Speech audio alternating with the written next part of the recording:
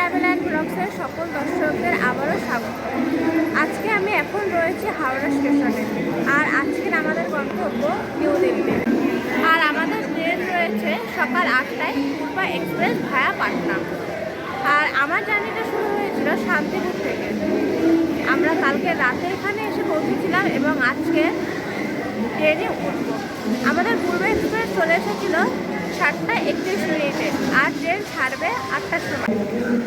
আমরা আজকে থিয়েটার এসিদের যাত্রা শুরু করব এবং এই ট্রেন সম্পর্কে যেহেতু নানা রকমের কৌতূহল রয়েছে বা কিছু রয়েছে, তা আমরা আজকে দেখব যে আমরা ঠিক কী কী সাফার করছি। এছাড়া এখন যেহেতু কুম্ভমেলা এবং গঙ্গাসাগর মেলার সময়, তো সেখানে কীরকম ভিড় থাকছে, এছাড়া ট্রেন জার্নিটি কেমন হতে চলেছে, সমস্ত কিছু আপনাদেরকে শেয়ার করতে চলেছি। তো চলুন ভিডিওটি শেষ পর্যন্ত দেখতে থাকুন।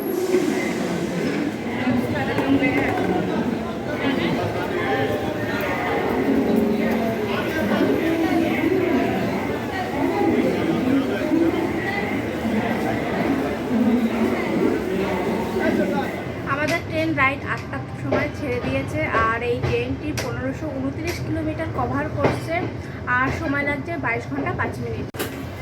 এছাড়া ট্রেনটিতে মোট 23টি হল্ট দিচ্ছে। এছাড়া মধ্যবর্তী স্টেশন রয়েছে 331টি। আর আমাদের এখন নেক্সট স্টেশন হলো বর্ধমান, যা কিনা 93 কিলোমিটার নন স্টপ চলবে। এছাড়া মধ্যবর্তী স্টেশন রয়েছে 29টি।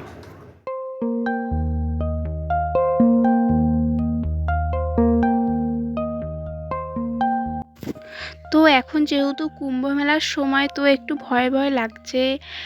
তো দেখা যায় কেমন জার্নিটা হতে চলেছে।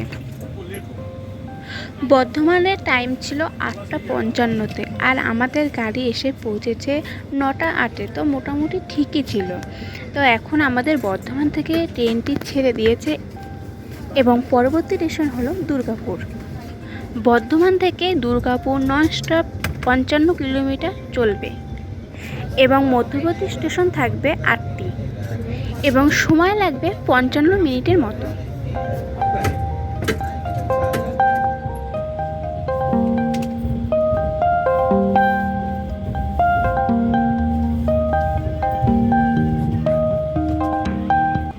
আমাদের দুর্গাপুর থেকে ট্রেনটি ছেড়ে দিয়েছে এবং আমাদের নেক্সট স্টেশন হবে আসানসোল। দুর্গাপুর থেকে আসানসোলের দূরত্ব মাত্র 43 কিলোমিটার।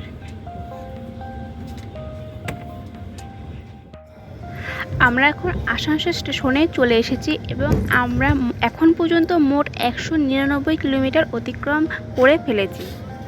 আর হ্যাঁ, এই আসানসোল জংশন কিন্তু আসানসোল ডিভিশনের অন্তর্গত।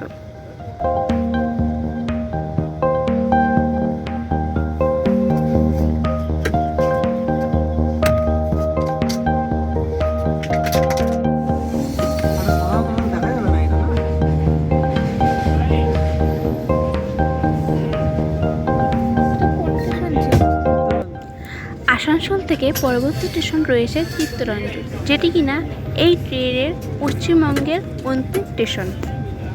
এই স্টেশনটিও আসানসোল ডিভিশনের অন্তর্গত। আসানসোল থেকে চিত্তরঞ্জনের দূরত্ব মাত্র 22 কিলোমিটার, আর সেই কারণে সময়ও লাগছে মাত্র 40 মিনিটের মতো।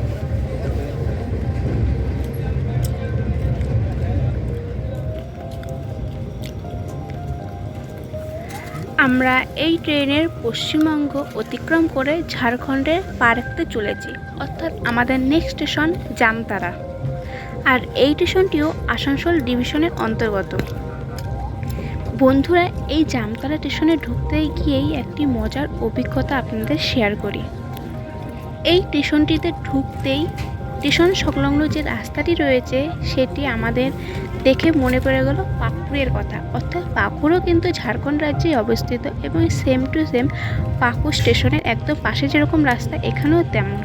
এবং সেটা আমরা বলতে বলতেই কিন্তু আমরা লেখা দেখতে পেলাম যে এখান থেকেও পাকুড়ে যাওয়া যায়।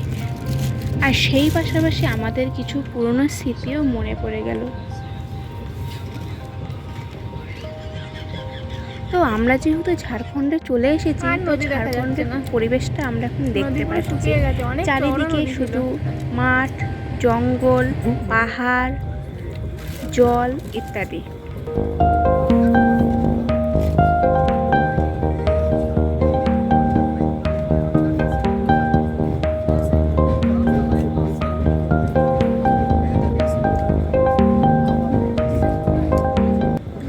আমরা এখন চলে আসলাম মধুপুর স্টেশনে।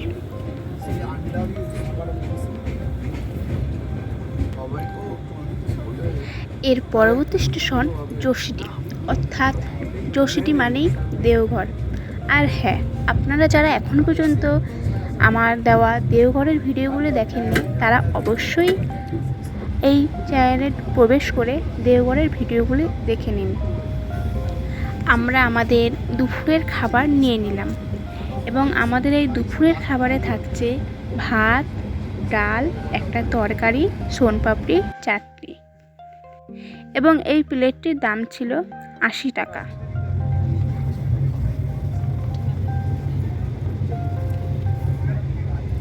তো খিদে পেয়ে গেছিলো, তাই আর দেরি না করে আমরা খাবারের টেস্ট নিতে থাকলাম।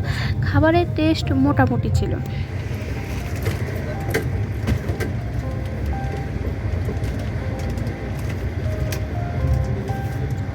এবার আমরা পাহাড়ের দর্শন পাচ্ছি, চারিদিকে পাহাড় পর্বতের সমারোহ। আমরা যদিও এর আগে বহুবার পাহাড় দেখেছি, তবুও যেন এই পাহাড় একটা আলাদাই আকর্ষণ। তবে বন্ধুরা, এই সুন্দরের পাশাপাশিও কিন্তু আমার মনে পড়ছিল যে এখানকার ঠিক জীবনযাত্রাটা কতটা কষ্টকর। পুরো একদম চারিদিকে মানে যতটা দেখছি পাহাড়, জঙ্গল, মাঠ, বাড়ি ঘরের সমারোহ নেই বলতেই চলে।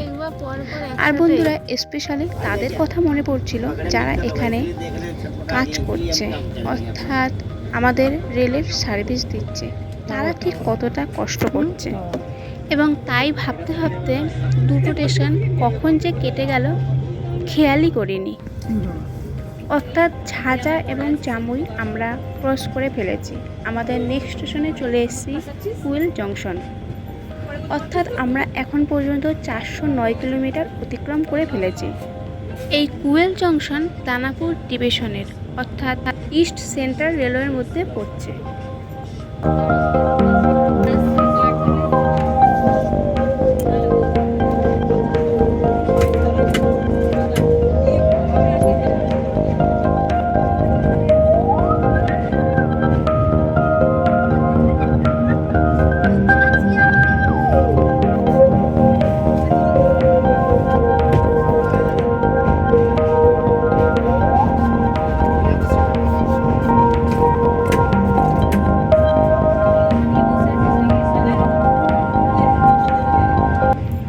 বন্ধুরা, আমরা কিন্তু এখনো তেমন কোনো ভিড় দেখতে পাইনি।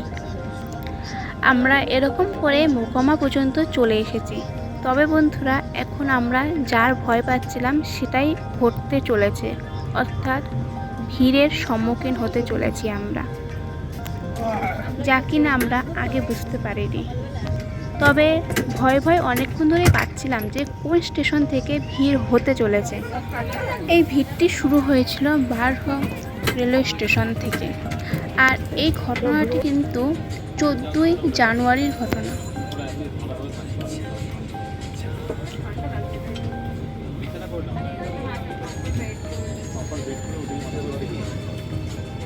এখন উঠলে কিন্তু